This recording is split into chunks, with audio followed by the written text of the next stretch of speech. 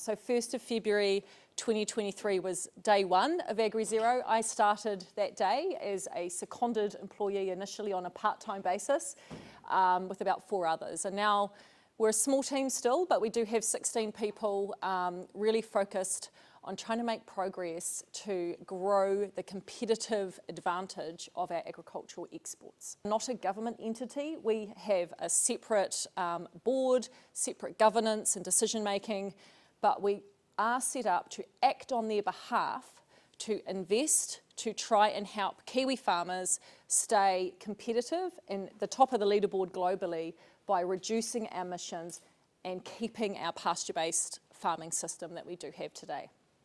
So, you know, as an export-reliant nation, it's pretty important. We're exporting nearly everything, the majority of what we make on our dairy farms here in Selwyn overseas. And those customers do have choices of who they buy from. So, you know, our farmers really are the backbone of the economy. We saw some numbers this morning, really significant in this economy here in Selwyn as well.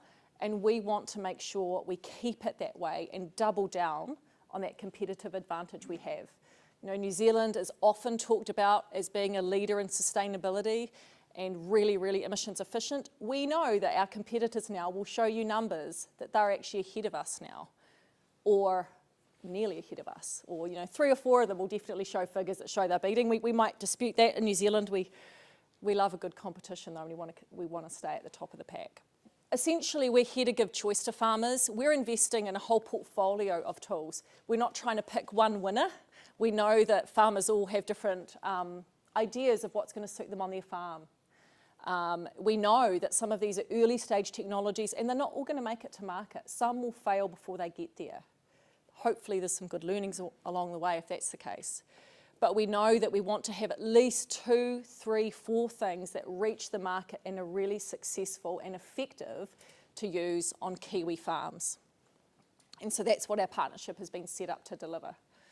We've met over 270 companies now, specifically in the methane and nitrous oxide space who are working on technologies to reduce or abate these methane and nitrous oxide emissions.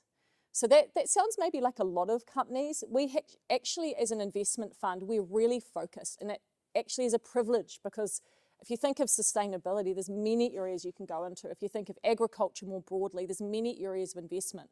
But we're really focused on the methane and the nitrous oxide. And that's for good reason. You know, methane is, you know, nearly 40% of New Zealand's total gross emissions is from enteric methane.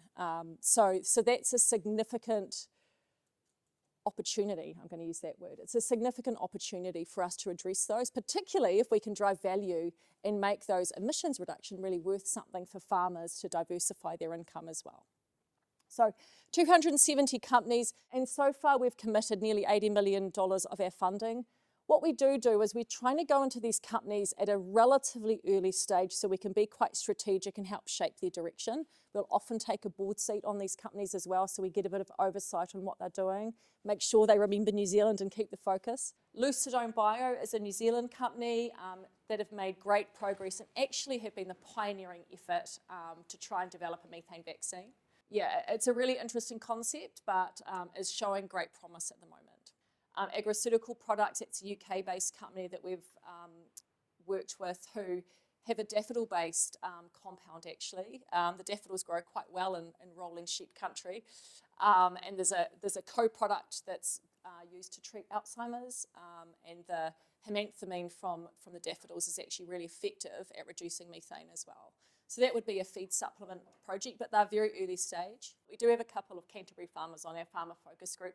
We meet with them online, but also 2 workshops per year in person with our startups to make sure that the tools we're investing in and looking at, we're taking into consideration the practical use on farm.